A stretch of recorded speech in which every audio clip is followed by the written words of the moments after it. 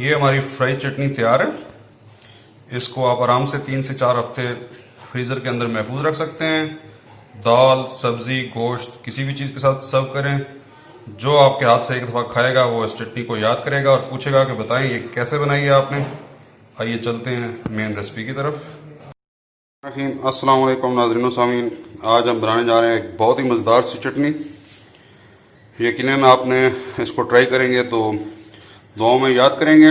बहुत ही मज़ेदार सी है। इसके लिए जो हमें चाहिए, ये आधी गड्डी हमने ले ली सब्ज़ धनिया की, इसके हमने पत्ते अलग कर लिए।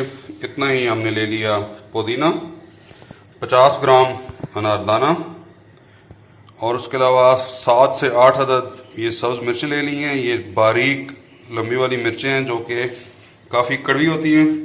साथ में हमने ले लिए हैं 2 अदद लहसुन के जवे। अभी हम सबसे पहले जो है वो अनारदाने को बारीक कूट लेंगे।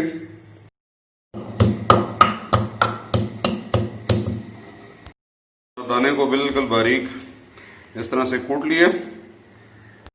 चीज़ों को हम चॉपर के अंदर डाल देंगे।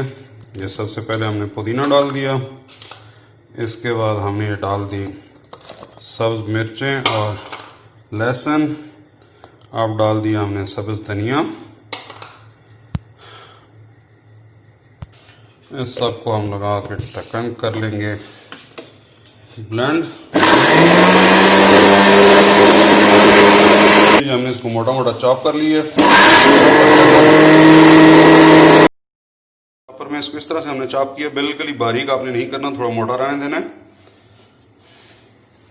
1 टेबलस्पून ऑयल ले लिए, उसके अंदर ये शामिल कर देंगे चॉप किया हुआ सारी चीज़ें। साथ में शामिल कर देंगे अनारदाना जो हम पीस चुके हैं। इसके अलावा शामिल करेंगे ½ टीस्पून सॉल्ट और ½ टीस्पून हम डालेंगे इसके अंदर ज़ीरा। अभी हमने इसको इसके अंदर करना है फ्राई।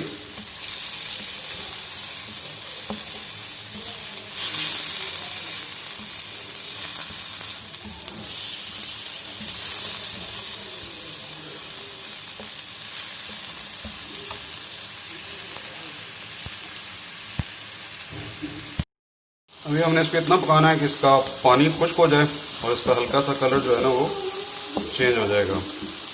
इस स्टेज पे आप इसके अंदर नमक भी चेक कर सकते हैं। अगर आपको कम लगे तो आप इसको देख इसमें मज़ीद नमक डाल सकते हैं।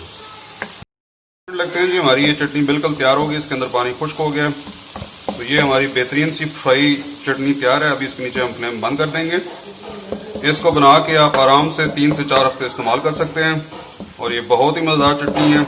अगर आपको हमारी ये वीडियो पसंद आए तो अपने दोस्तों रिश्तेदारों से शेयर कीजिए, हमारे चैनल को सब्सक्राइब कीजिए। नेक्स्ट टाइम मिलते हैं किसी नई रेसिपी के साथ। तब तक के लिए अल्लाह हाफिज़। अस्सलाम वालेकुम व रहमतुल्लाह।